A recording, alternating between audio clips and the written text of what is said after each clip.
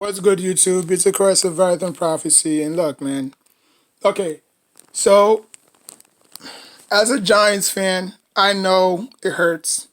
You know, it hurts me because, I used to give all to this team. This team used to be, this team used to mean so much to me, you know? Um, and now, it's like, they've thrown everything that they worked so hard for, you know? Giants fans have to understand that the Giants are doing things the wrong way. I'm not saying that they're doing things the wrong way because obviously you need weapons, and I understand that. But the Giants are not that team that's just gonna go out there and score 30 to 40 points. That's just not them. That's never been them. Even when we won those two Super Bowls, we were struggling to win games. It was our defense and running game that led us. Not airing it out 30 to 40 times. Eli Manning dropping back, throwing it 40 times, a game. We led we leaned to our running game and then our defense. And yeah, we would pass here and there, but it wasn't an onslaught. It wasn't, air attack. It's not like, it's not like the Aaron Rodgers Packers or, the Peyton Mannings when he was in Denver and Indy. Those teams put up massive points, because it's how their system is operated. How offensive it's how offensively they are. We're not that. You know, like, when is the last time the Giants scored 50 points? When Odell Beckham Jr. was there and he had to put a show on against his hometown, New Orleans, or when the Giants was at home against the Saints and they put up 50 points. So we only put up 50 points twice in the Giants' entire season or franchise. We only scored 50 points twice. Now, I may be wrong, but those are the only two games I can remember us scoring points. And then obviously David Wilson was the running back for us at the time. You know what I'm saying? Because obviously the Saints never do good when they on the road. It's like they're allergic to playing outdoors or some shit. But yeah, man, those are the only two games I can remember. Like, we scored 40 points here and there. Um, But sometimes, I mean, like I said, man, we're not that type of team to go out there and score at will. Like the NFL is trying to make us become that, but we just don't have that arsenal. You know, like, y'all banking on a damn a rookie wide receiver. Like, I get it. LSU receivers, Alabama players, some pan out, some don't pan out. Odell Beckham Jr. didn't pan out. You saw, Amari Cooper. He didn't pan out. He went from the Raiders to the Cowboys. We had Ruben Randall. He didn't pan out. Odell Beckham Jr. He didn't pan out. Chase. I don't know about that dude, to be honest with you. And then you got two Alabama players, Parker and Waddle. So who do I think is more explosive? I think Waddle is. Waddle after the catch is just electrifying. Like, he could take a simple catch and turn it into a 70-yard game, And they're more mature. Alabama players are more mature. They're in that, Coach Saban type of system, Like they're born ready for the NFL as soon as, you know. Because when was the last time we had an Alabama player? Um, I don't even remember. I can't remember the last Alabama player. I would probably say, Ingram. I don't know if Ingram went to Alabama, to be honest with you. The running back for not Evan Ingram, Mark Ingram's dad. He also played for the New York Giants, but I don't know if he went to Alabama or not. I don't even think we had any Alabama players. We did. Landon Collins. We moved up. Remember, yeah, we moved up for him,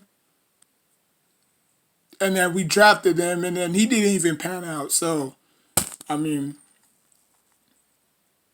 but I mean, like I said, and then this this Parson guy, that everybody is in love with, but the Giants don't want to take him because of chemistry issues, not chemistry, character issues. Like I said,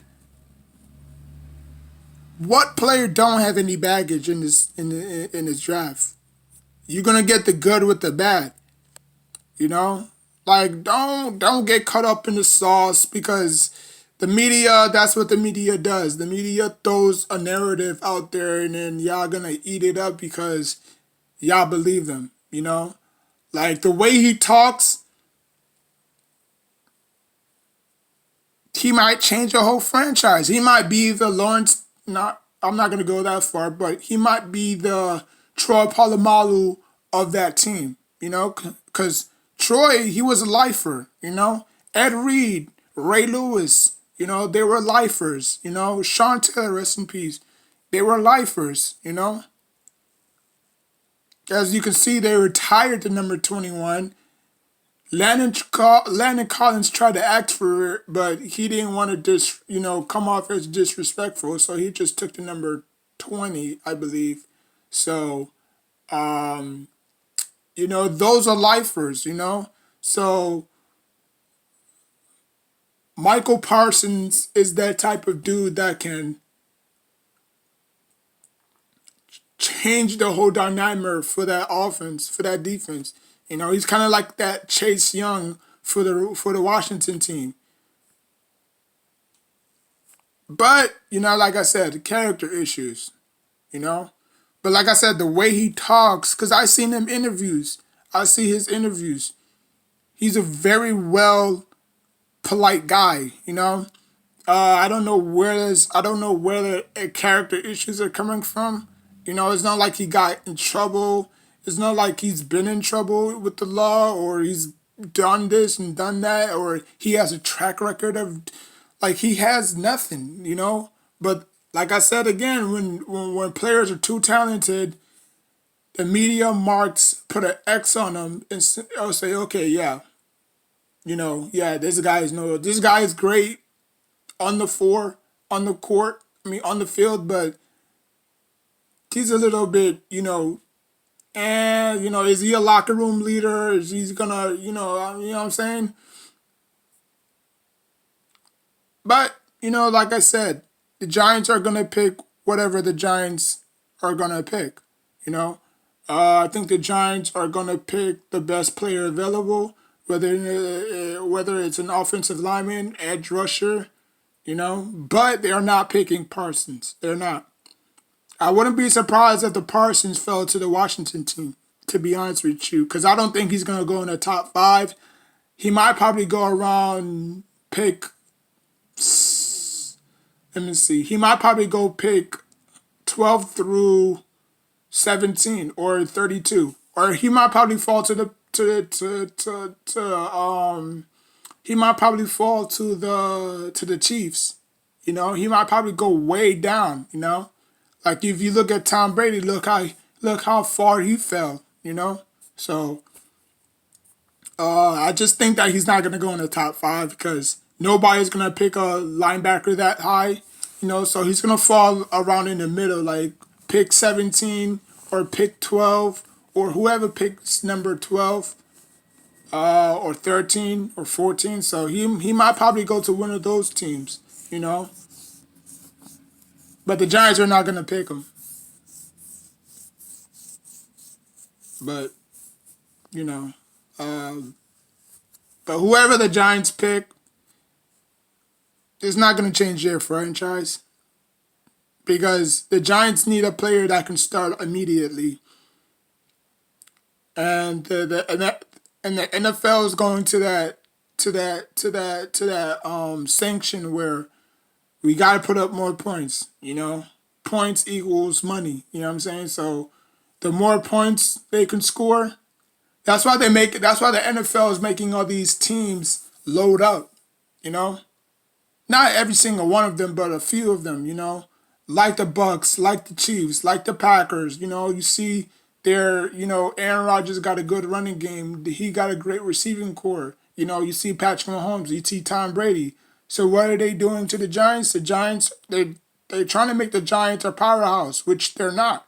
You know, the Giants are more of a pound and ground defense, grind you out, but with their running game, and let the defense take care of itself. If the Giants does have any defense, you know what I'm saying. I don't think an edge rusher is going to help. You're going to need multiple edge rushers to even be successful. Like look at the Washington Redskins.